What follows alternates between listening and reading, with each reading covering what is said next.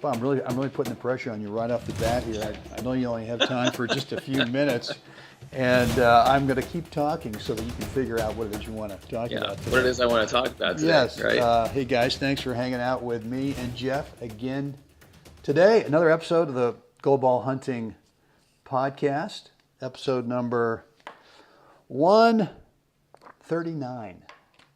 Wow.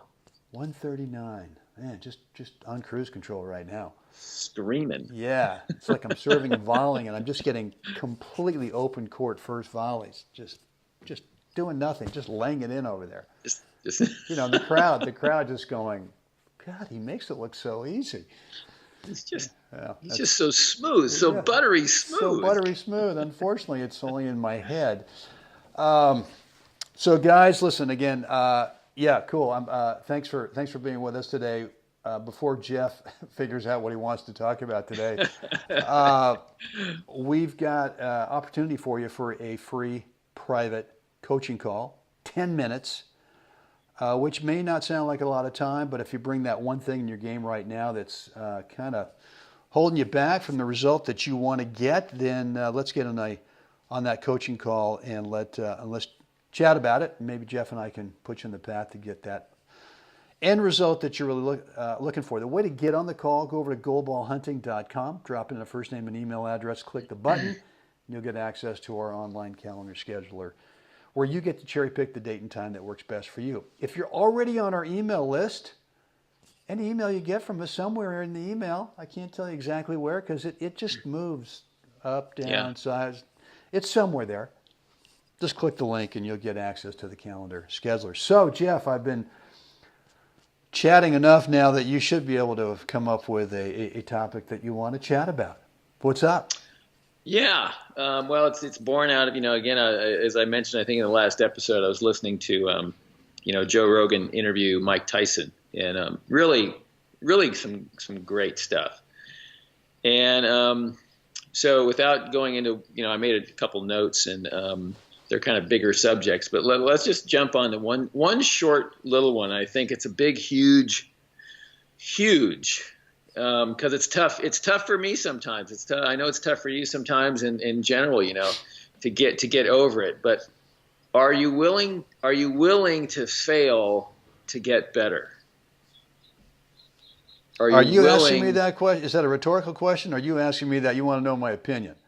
Both of those, right? Rhetorical and non-rhetorical, meaning, Brent, are you willing to fail to get better? It's what's your definition of fail? I think we'll just keep it really basic and not go hyper deep, but let's just keep it basic and lose a set, lose a match. So, am I willing to try to make changes to my game? Right. Maybe major or minute changes, and in the process of doing that, lose to someone that I normally would beat? Correct. No. We appreciate your honesty, folks. That's I'll tell you that's all this. we were looking for today. No, we're all done. All right, if you want, no. In practice, absolutely. And I can't say that I used to have that comfort level because I've achieved enough in terms of my playing career where if I lose a set or two or a match in practice, it no longer bothers me. It's not an indicator to me of where my real match play level's at. Right. I may want to work on something and be willing to lose a couple sets in practice, and yet when I go out to play the match, it could be that, you know what, I'm going to try it, and I'm finding out that, I just haven't had enough time to practice it. I have not put in enough reps to where it's there yet. So I may make an adjustment in a match where the results are public. Right. Oh God, there's the ego. But yeah, there it is. I mean, it's I wouldn't say it's so much ego as it is, when I show up for a tournament, I'm looking to win the thing. Right. I agree. And look, I expect to be there Saturday and Sunday. and even if I've been working on this new thing that I'm willing to lose sets to guys in practice, I will have the awareness of whether or not, hey, Right. it's actually in there. It's part of my DNA now. Right. And if it's not, then what do I have to do to beat this guy on this day right now? So Right. I don't really think that I want to go out there and just say, well, I've been working on this thing that is, I Right. need another 6 months of practice and lose to some guy that Right. I've beaten for the last 22 times, Right. 2-2. Speaking of Right. 22, so And I get that. I think what I'm getting at here is that like you said, are you willing to go out and practice? And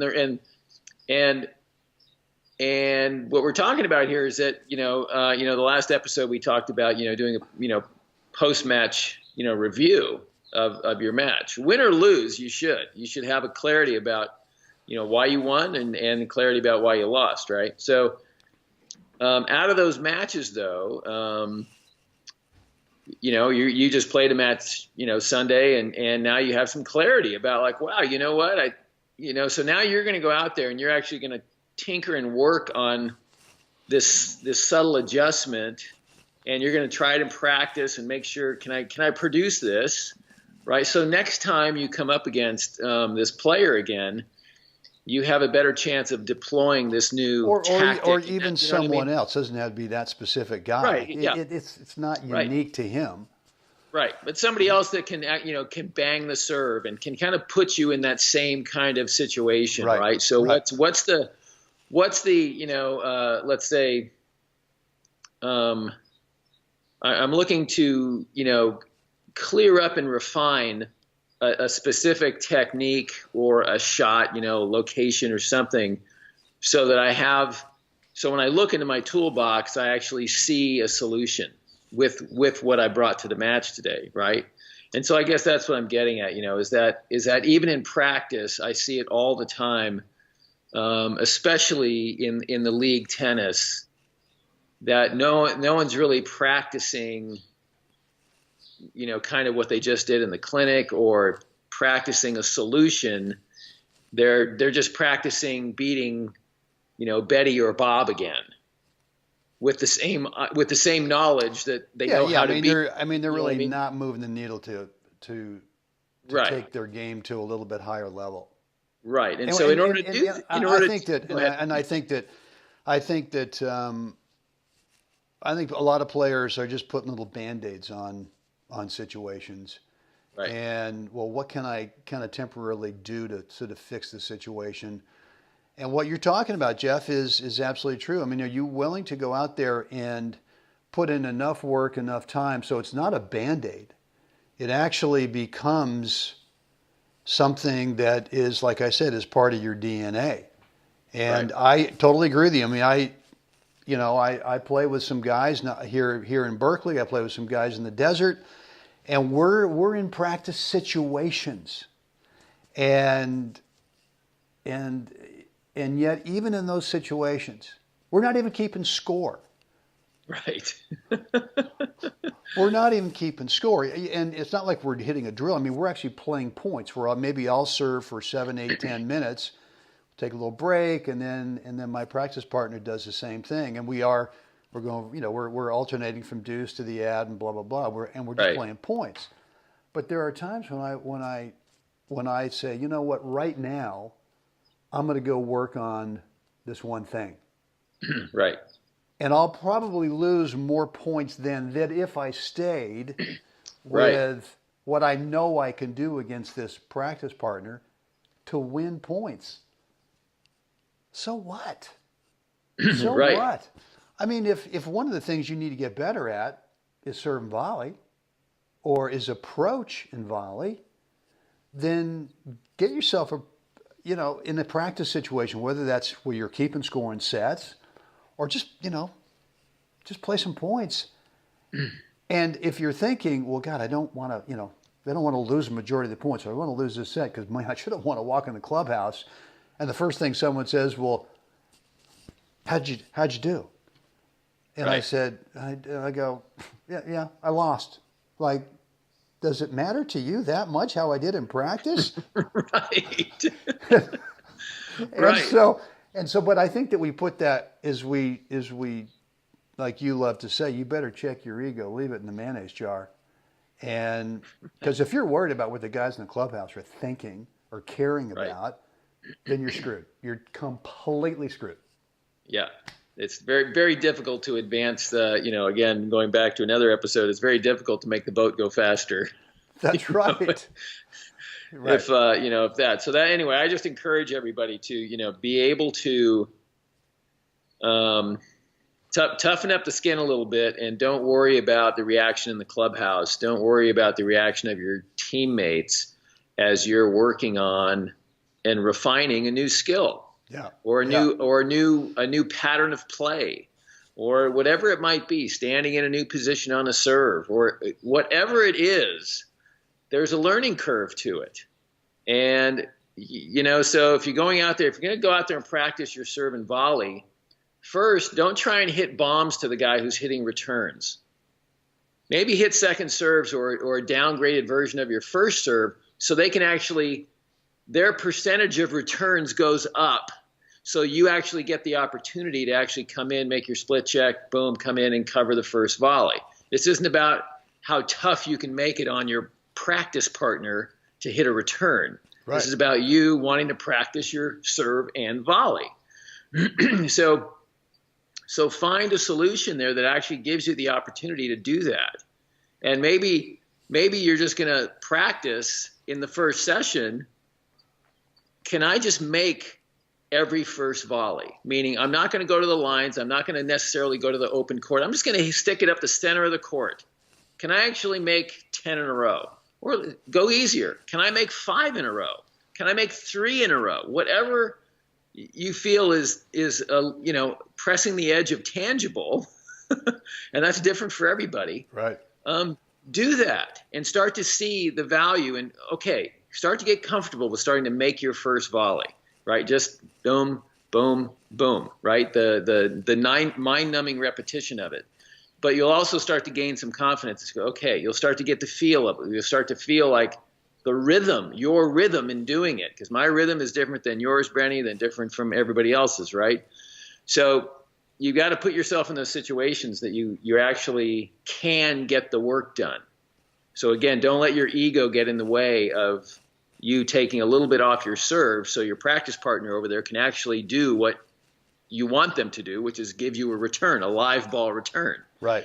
Right. Yeah. So anyway, right. just so Well, look, I mean, I think the other thing too is that we had a student recently, a private webinar student, who had this thought in his head that, well, here's what I see. Here, I can't remember. It was one of the top guys in the world. Here's what I see Rafa do, or here's what I see Fed do, or I saw a team do this thing. Right. And so his thought was, I'm practicing and I'm drilling and I'm just going, but why are you practicing and trying to emulate what these guys are doing when it has no relation to you winning more points against your guys? Why don't you practice what is reality? And it's like, I think so many players think, well, that's not good enough. I've got to be better than my reality. Wait, did I just say that? Wow.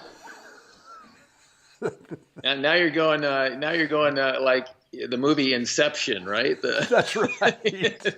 Getting layers, man. Okay, now we're going to get into there's a whole different world here. Okay. That's right. So anyway, all right, yeah. look, man, I know you're pressed for time, and I appreciate you carving out a little extra time for us today, Jeff. So, guys, I don't know really where we took this thing. Sometimes we get a little off kilter here, but that's all right. That's all right. Before we get into it, Jeff, with what we like to find folks to do, a quick reminder, free coaching call, and we promise to make, if you want to get in a free coaching call with us for 10 minutes, we'll have a lot more clarity than what we finished up with here today to try to help you out. It's free. It's private. We don't record it. It doesn't get posted anywhere in the world. It's just the three of us on a conference call. And again, only 10 minutes. So we ask you to bring that one thing. Bring one thing right now in your game that you really want to get better at. The way to do that is go over to goalballhunting.com, drop in the first name and email address, click the button, and you'll get immediate access to our online calendar scheduler where you can cherry pick a date and time that works best for you. Jeff, what do we want the fine folks to do right now?